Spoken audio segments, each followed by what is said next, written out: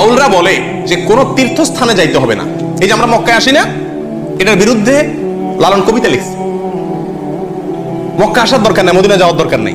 সব Mecca Medina কোথায় আছে? এই নিজের ভিতরে আছে। বুঝে আসছে কথা?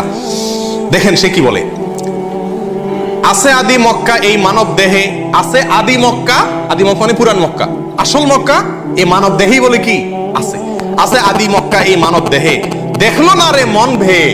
কেউ একটু এই মক্কাটা দেখলো না, সবাই কেন ওই মক্কা ছুড়ে। হ্যাঁ, আছে আদি মক্কা এই মানব দেহে, দেখলো না রে মন ভেয়ে। দেশ দেশান্তরে দৌড়ে এবার, মরিস কেন হাফিয়ে, এত কষ্ট করে কেন মক্কা যাস? 10 দুয়ারি মানুষ মক্কা, গুরুপদে ডুবে দেখগা। ধাক্কা সামলায় ফকির লালন বলে, সে যে গুপ্ত মক্কা, আদি ইমাম সেই মেয়ে।